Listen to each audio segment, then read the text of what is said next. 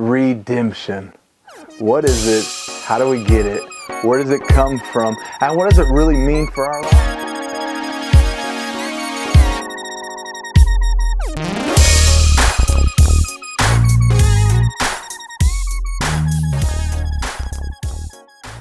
Yo, what up? My name is Jeff Lee, and I'm here to tell you a little bit about my own personal experience with redemption. So how can sinners be redeemed? Redemption came to me in such a profound and exciting and new and amazing ways. I wanted to live life differently, but how? See, I was raised in a good home. I had two loving parents who supported me and cared for me. And sure, just like every parent, they had their dysfunctions and their issues and their problems. But for the most part, I was raised in a pretty stable environment. However, I was surrounded by poverty, right? And I'm not talking about the kind of poverty where you lack money. That's not just what poverty is. Poverty is also a mindset. It's a state of being. It's a way of living. It's a lifestyle. And that surrounded me every single day. And so when I became an adult and started growing up, I was surrounded by the dysfunction that poverty brings. I remember my first encounter with the police. Yeah, I said it, police. What we've got here is failure to communicate. I was just a little kid, maybe 9, 10 years old, and me and my buddy Jason, rest in peace, we climbed on top of a schoolhouse and started throwing rocks, busting out windows of the classrooms. But when that cop came up to us after circling that building and said that he didn't find a broken window, don't know how it happened, don't know what he was looking at, but he told us to get out of there, and we got out of there fast. So for the next few years of my life, I spent getting in trouble, hanging out with gangs, doing bad stuff, being violent, getting involved in drug use, partying, drinking early on. And yeah, that stuff seems like fun when you're a kid. But when you turn into an adult, you got to put away those childish things, and I didn't. Some men you just can't reach. I kept with that trend until it caused me the pain of incarceration over and over and over again.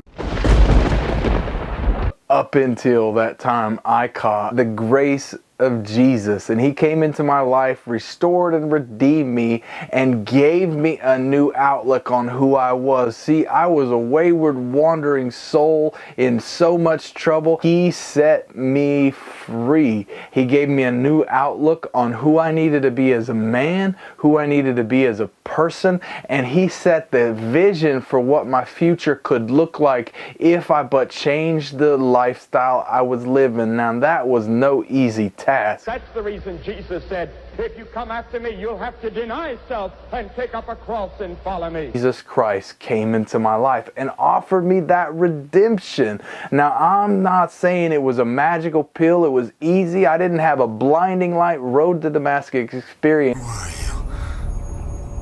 I am Jesus.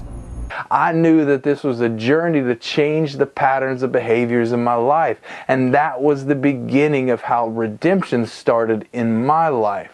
As redemption isn't this one-off thing where suddenly I'm headed one direction and then I do a 180 and head another.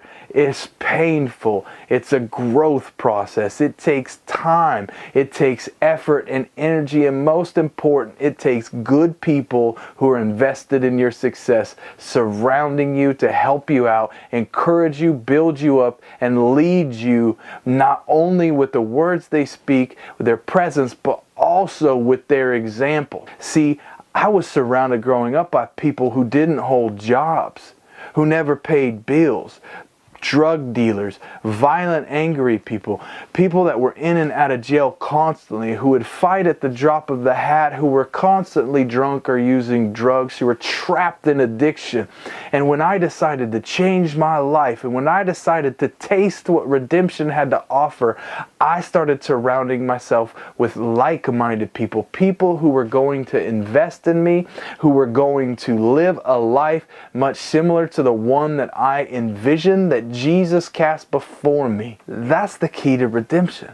Now today, I got good brothers, I got good friends, I've got good people, and most importantly, I got an amazing wife and an amazing family that I get to wake up to every day. And as the years continue to grow in this success that Jesus has offered me, the distant memories of the way I used to live start to fade in the background. Now I'm defined by a new life. Yeah, I've been redeemed. I've shifted my legacy. I've created a new path for my children. And redemption is there, no matter what you're faced with. I know my extreme is from a place of incarceration, addiction, brokenness, violence, and a trail of pain.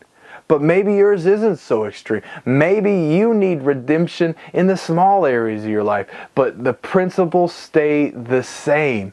Redemption is defined by constant and steady growth, habits that you created in your life, and a consistent amount of people who are close to you, surrounding you, helping you, and encouraging you, because we can't do life alone. And most importantly, we need Jesus as our guide to point us in the direction that we need, so we can not only have a right view of ourselves and who we are internally, but we can express that within our relationships externally, to surround ourselves with good people who are like-minded, who are wanting our growth and development, but more importantly, people with integrity and faith as well.